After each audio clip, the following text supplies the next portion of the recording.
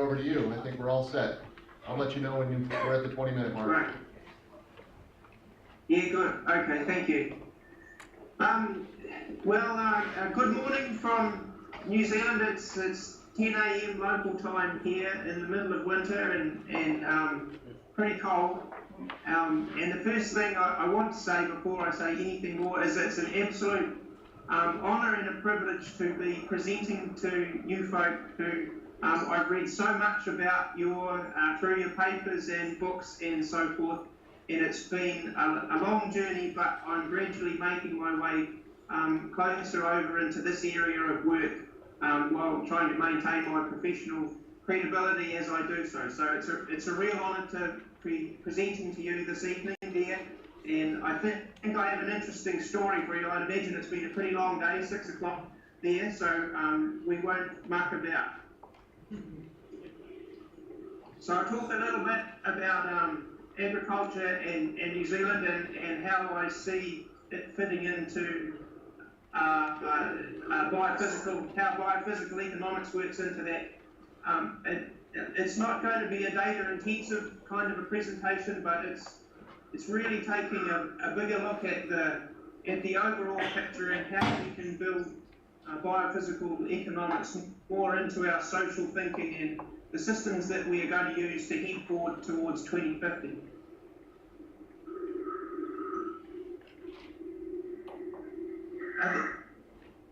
This is the reason I'm not with you in person. Several months ago, when I first got this scholarship, I discussed with my wife Emily about, there's the Biophysical Economics Conference is coming up in June in the US, and the due date for our baby, our first child, was July 7th. And she said, there's no way that you're going over that, you need to be home, and just in case the baby decides to come early. Well, guess what happened exactly 24 hours ago to the minute. Wow.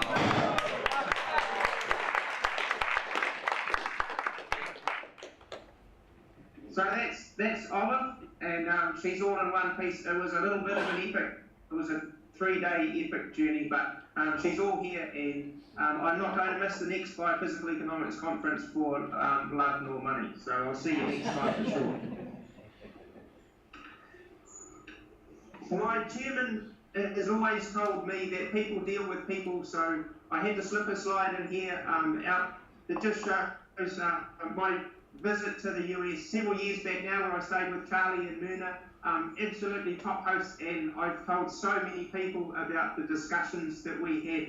We would just sit for hours and talk until my head couldn't possibly fit anything more inside it, and then I would go for a walk and come back and we would do it all over again. And it was transformational, Charlie. What we talked about there, it set some stuff in motion. That's why I'm here now, and that's why I see the application of these methods more widely in society just as so critical. It's just, it could not be more important. Had a fantastic time with Dave Murphy. We had a beer at the oldest pub in New York, so that's stuck in the memory banks too.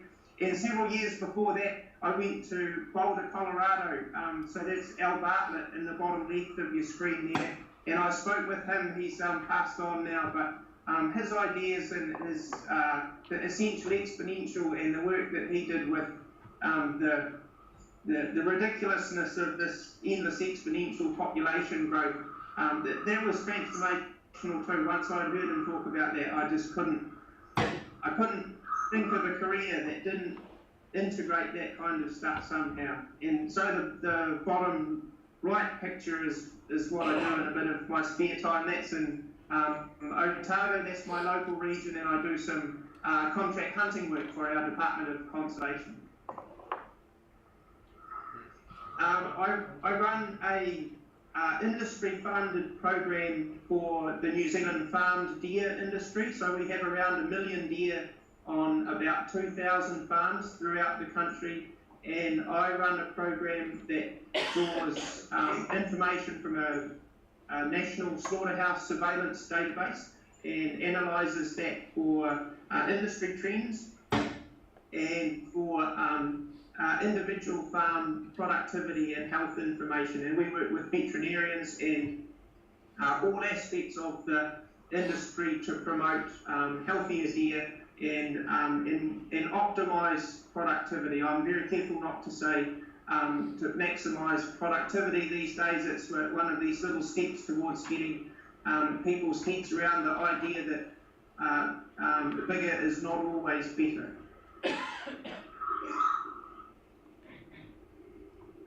So putting that aside, about 8 months ago I received a Nuffield agricultural scholarship. So this is an international body that was established in 1947, and it takes people in the rural sector who are interested in developing their thinking and their leadership skills and bringing them together from all over the world for an intensive period of presentations and discussions, and then you disband into smaller groups and travel for 2 months, a super intensive travel schedule where you speak with farmers and food production specialists all throughout the world. So through March and April, this is what I've been doing. So we went to, where are we here? We just fish down through here. Right, we might skip on to the next slide here. One of the things that you take personally to that meeting and those travels is your own topic that you want to develop further. And so my one is optimising primary food production systems in New Zealand, but also the methodology will need to be applied elsewhere in the future. Well, it needs to be applied now. Under energy constraints, and those constraints may either be regulatory for greenhouse gas emissions or through physical limitations in our available resources. And I see the idea of biophysical economics as the perfect vehicle for investigating that, and it builds on some previous work that I did through the agricultural research group on sustainability. So this is almost 8 years ago now. So this works with several universities within New Zealand and some agribusiness groups, and we looked at a little over 100 farms over 5 or 6 years. I think we collected a huge amount of data, and I did a fairly rough and ready energy return on investment for these farm systems. So there's 3 systems: the sheep and beef approach, kiwi fruit orcharding, and dairy farming. And within each of those systems there was the organic approach to production, and there was also the conventional approach to production. But I'm not going to go into that. I'm here to talk about what we did with the Nuffield travel. So we stayed in the Netherlands for the first around 10 days. We had presentations from top-level people from agricultural banks such as Rabobank, soil scientists, food experts, farming experts, the whole gamut. It was just, it was absolutely incredible. And there was around 150 of us, and we would then, at the end of the day, we would go away with and do and talk the whole night through of the world's issues that we're facing in terms of food production over the coming 20 or 30 years. The key things that came out of these discussions I've listed here. One of the top ones was the price of land, and how there's a growing disconnection between the high price of it and the income that can be returned through growing food off it.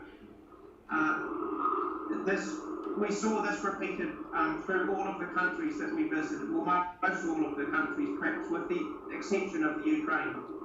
The quality and availability of good labour to maintain the farming systems was also an issue everywhere. We talked a lot about the physical potential remaining in food production. There are definitely countries underdeveloped, and I'm going to be a little bit crass in my use of underdeveloped and developing in low tech and high tech, but my theme is to get across to you the spectrum here. I'm not in pursuit of political correctness here. I just want to get across to you the idea of these spectrums and the huge impact that these can have on the potential of the food production in those areas. And a great example of that would be people's perceptions of Africa, where they are just so divergent that you would hardly believe it. We had the Iberian from Rabobank telling us that Africa was going to be one of for this as an enormous challenge. At the same time, we had some guests from Kenya there, and they were saying it's actually the other way around. They have, Kenya at least, and a lot of the other African countries, have a very young population, cell phone, and they want to produce as much food as they can for not just them but the rest of the world. So the divergence in those views was, it was a little bit sobering actually, because what you were really left thinking was all these experts, so-called experts in food and farming from all around the world, when you get them together in one room, nobody knows what's going on really at the end of the day.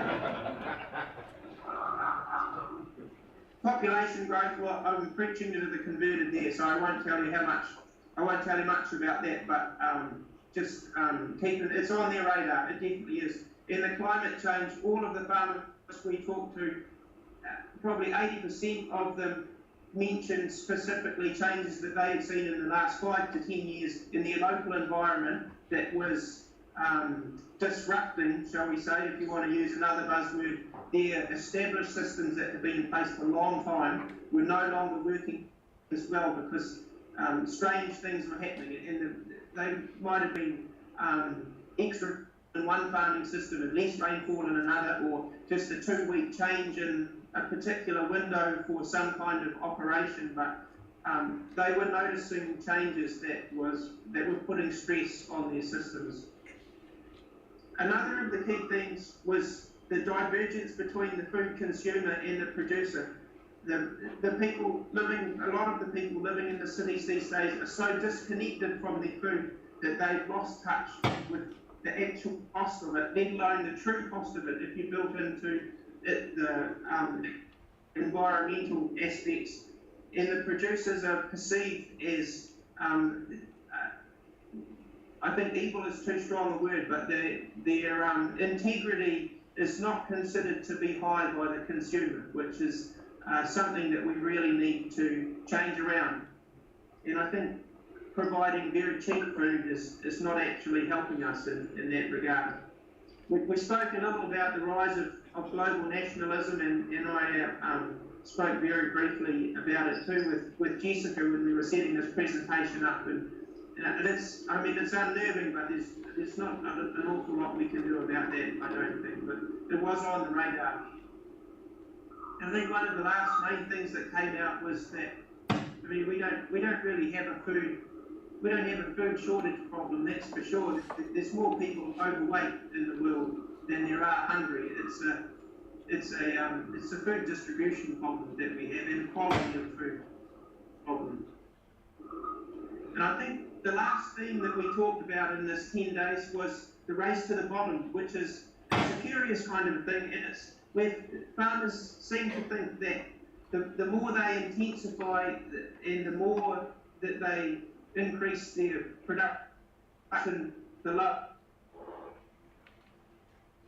It doesn't make any sense from an economic perspective, at least. You want to get a good price for your food, but it's a pervasive idea that it goes all around the world, and I'm not sure quite how you would turn that around. But so that's a snatch of probably the key points that came out of 2 weeks of some very intense sit-down discussions with 150 people from everywhere from Japan to Uruguay to the US to England to New Zealand to Australia, everywhere in between. It was a fantastic event. So from there we moved on to our international travel, and one of the things that came out, I'm going to take you for a little slideshow now of the travels, and they're ordered from the lower production systems that we visited to the higher production systems. And one of the things that we covered early on with that is the use of power, use of hunger as a power tool. And so we spoke with, so we were in the Netherlands for our conference, and we talked a lot about the hunger winter in 1944 to 45, and the political causes and the environmental causes and the logistical causes. But the one thing that we came away with was the importance of providing adequate food for people, and how when you get a break in that system, if that food is not there, all of the other established systems in society that hang off it, they don't last very long at all.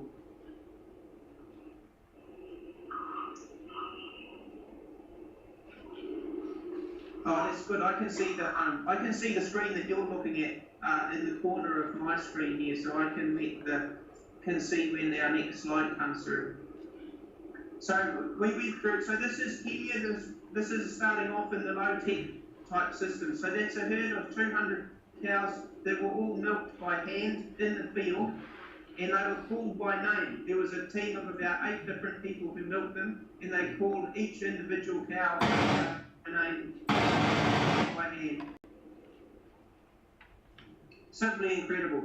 But they're still breeding top level animals, like you can see in the bottom right there. And there's that's just simply a little bit of scenery down the bottom. I imagine some of you would have been to Kenya. It was absolutely spectacular. It was my first time there. But so this was an example of the low-tech systems. And coming to your next slide, we also went to the Ukraine, which has some incredible soil, the Chernosem soil, which is great, deep, black resource, high organic content, beautiful contour. You can grow anything you like there, provided you can get the water to it. That's the upshot to it. The challenge, it's the low level of development for the majority of the country, which you can see there, and some of the rest of the images. It's a lot of it is subsistence, or it's organised in a way that all of the locals have a 2 or a 3 hectare block out in those great vast open paddocks where they grow their food for the summer and their winter resources. But the low level of development was a real contrast to the huge amount of potential that they have sitting in their landscapes.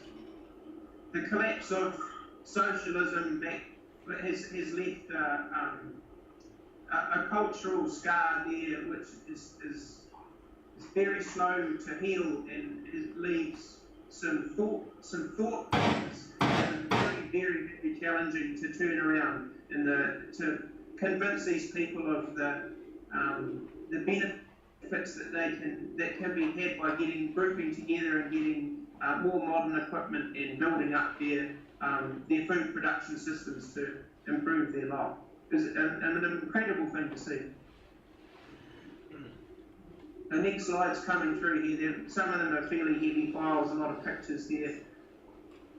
So we also went to Soweto near Johannesburg and looked at some small plot food production systems there.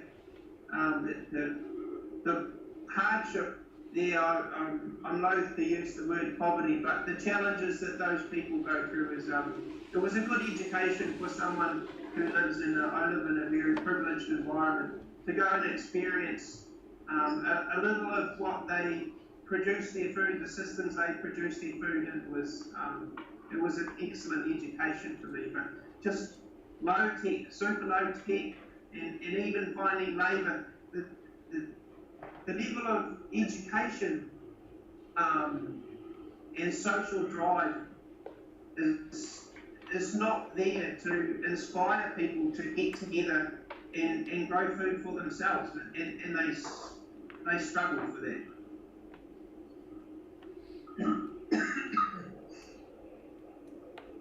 So next slide's coming through here. We did a visit to a farm group. This was also near Kenya. There were 30 or 40 different farmers who would group together and start to talk about ways that they could improve their systems. But still, the level of education, there's very little access to capital, and simply the logistics of making those changes is just is an enormous mountain to try and get over. We had a semi-formal meeting with some of these farmers. You can see us all with our Nuffield coats on there, and we spoke with these guys for an afternoon where at first we talked a little bit about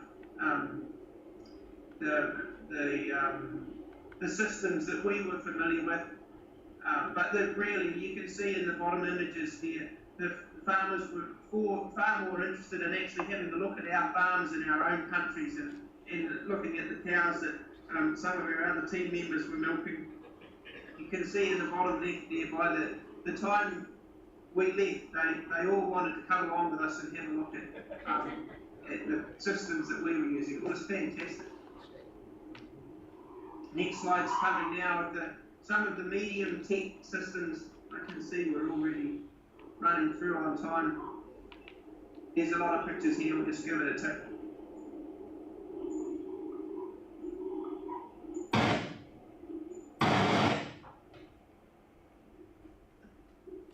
We might even skip over a couple here. So we looked at medium tech systems, some in the US, just small scale type farmers who were providing beef to the local market, the wheat marketing in the US wheat system is, I'd still class it as medium tech. And then we went through to some of the higher tech systems.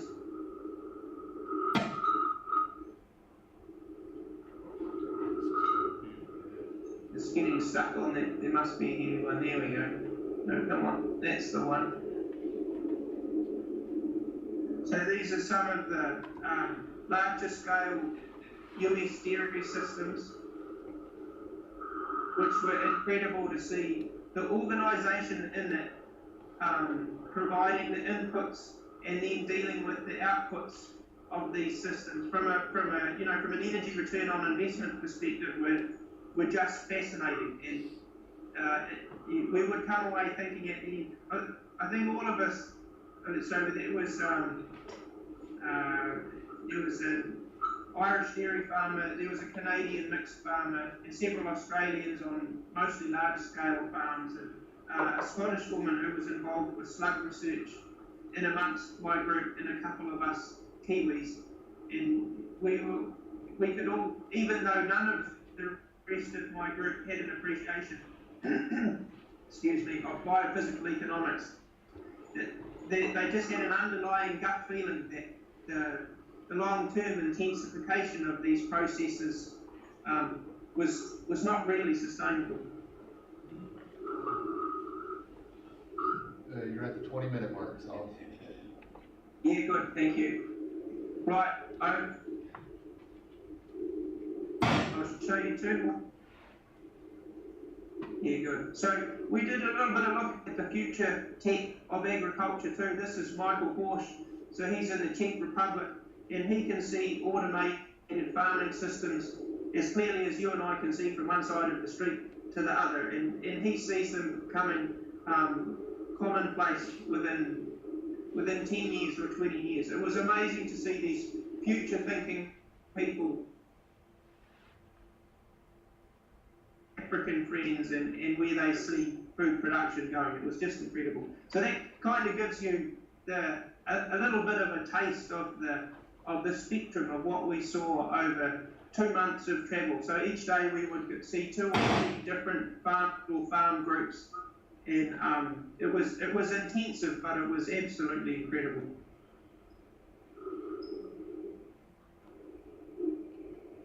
So we did come back with a few things to think about. I'll just wait for this next slide to load up, hopefully. No, we won't actually, we'll skip along.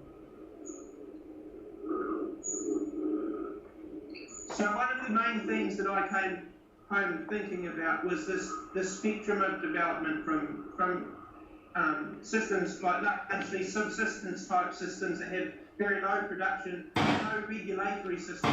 So there's no investment in the external systems that are related to the food. It's just simply about growing enough for your family. And then you can see this, there's a spectrum there that you go through as production increases, but then all of the associated systems need to intensify as well around that, and trying to think through an optimised operating space there. Bring that home to my own personal study and looking at New Zealand farming systems. But I started to think twice about it, and I won't dwell on these slides in the interest of time, and I imagine you'll be looking forward to your dinner. I'll skip through, and I sent an email there, so I'll post these to Jessica, and you're more than welcome to look through and send any questions you might have. I would be delighted to talk more on the topic. So really what we looked at, the vast majority of it was simply behind the farm gate. And you need to expand your mind to think, well, there's all of the processing, the distribution systems, and at the end of the day, it all needs to be tied back to some value for that product as well. So there's whole dimensions there that we didn't really get to discuss. The environment was an incredible thing to come out. The farmers talking about climate change, and also we spent some time around Cape Town there. We passed by some of that's a dam that you're looking at there. That's one of the dams that supplies water to Cape Town, and it's just bone dry. We spent some time in Oregon, out on the coast, talking with the oyster industry about the impact of ocean acidification on their industry, but also on the salmon industry. The incredible thing was they didn't actually seem too worried about what was happening. They seemed to think that they could deal with it easily enough, and I'm not sure that I shared that view.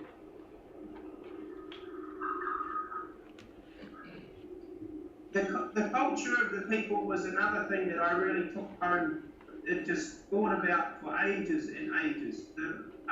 The history and the experiences of those cultures that go into the psyche of the people and the opportunities that brings, but also the challenges.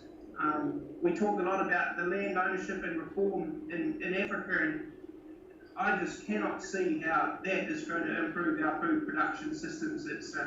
There's a seething mass of challenge in there in any kind of reform that they try to implement. And yes, it's true, there's an enormous potential there to increase the food that might come out of a system like that, but I would warn against underestimating the challenges of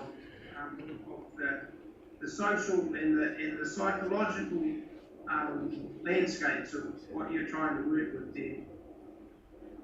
There's an interesting, we had some interesting discussions over a few glasses of vodka in the Ukraine about the balance between corruption and entrepreneurial practice.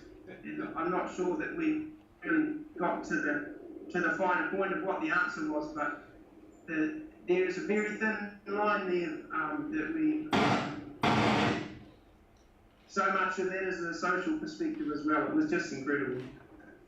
But I would trot along. So where I came to, okay, I came back and I thought about, right, how am I going to apply this to New Zealand farming systems? And immediately I realised that, well, getting any serious data for energy return on investment comparisons and how these systems could be optimised is going to be fairly hard.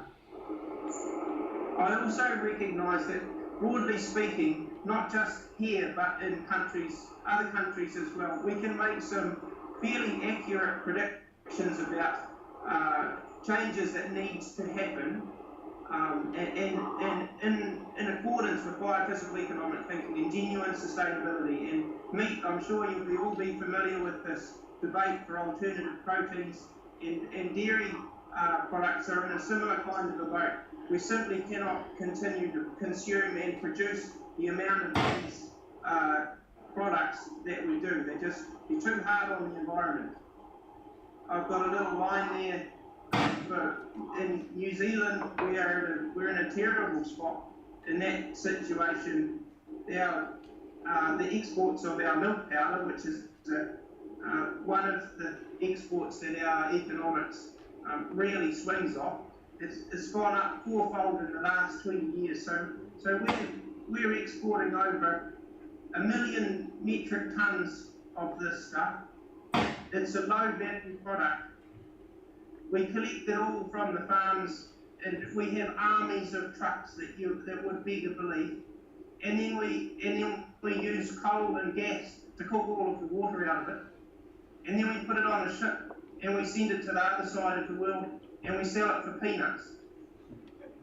And the water that it consumes is a topic of very intense debate at the moment. You'll watch this space, there'll be change coming here. There has to be change.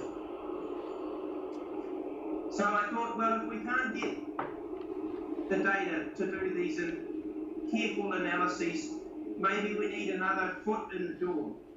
I'm going over time here, so I'll skip quickly. Now that foot in the door remarkably showed up earlier this year with New Zealand's ambition to create a zero carbon act. So the intention is to have us carbon neutral, or at least a lower. So at the moment we currently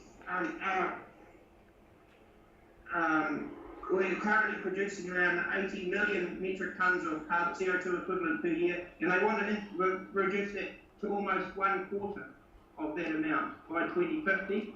Even though we've increased by 20% since 1990, so you get an idea of the trend of increase over that time.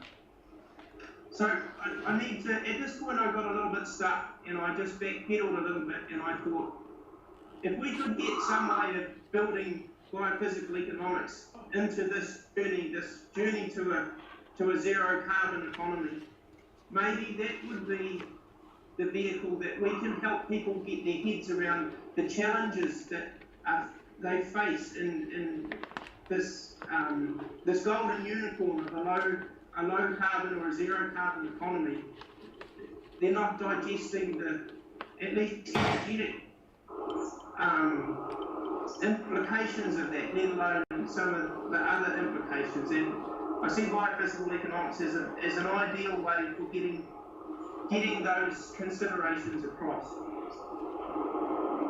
This is a slide, so from the government's draft document on creating the pathway to this low carbon economy. So you see there's the laws in the government and this independent climate body that they're going to establish to help inform both of these other key aspects that are going to go into a society that is a low emissions version of what we have today. Simply, I see biophysical economics as fitting in as a component of that independent climate body, but we need to bring with that an integrity for that group. And there's definitely some expertise here in New Zealand, and I think we need to connect it up more closely with the international society. And one of the examples of that group is the Wise Response Group, which I've just come across recently in part of this these scholarship adventures and looking more into the existing networks. There are networks here in New Zealand that we can link more closely in with biophysical economics. They're thinking along the same lines, but we just need to bring a little bit more cohesion to it and link up to make a really cool international community that we can then put to work in creating the laws and the government systems that are going to drive this change. So my intention is part of this scholarship now is coming more away from the numbers side of things and more towards getting a community of people together that can inform this independent climate body and really start to get the discussion going on where we need to go. And I think if we can't do it here in New Zealand where we have so many keen farmers and a fairly reasonable level of regulatory control, as well as our natural endowments with water and land, I'm not sure how other countries will be able to achieve it. And I see us as being able to provide a template that we can then help other countries do a similar thing. And of course, I'm preaching to the converted again here, but you'll see at the bottom there, the only slight hiccup with this transition to our low carbon economy, whether it's for farmers or for society in general, is that success to a lot of people is going to look like a lower quality of life than what they enjoy already. But I don't see us really as having a lot of other options, and I'd be delighted to talk any of those possible options over with you folk when we get a chance. So this is my dear friend Josh. He was on the travels with us, looking up at this lake that used to feed water to Cape Town, and I'll leave you with that as something to think about. And I would like to extend the offer of linking up with us here in New Zealand. We would be delighted to join your group and to integrate and interact more effectively than what we have done in the past. And also I would love to invite you all here to a conference, perhaps not the next one that you have, but one or two down the track. It would be fantastic to get you all over as a group, and I would imagine it will be a far larger group by that point to talk about these things in New Zealand. So that's the length and breadth of my presentation. I thank you very much, and I wish you all the best with the rest of your conference.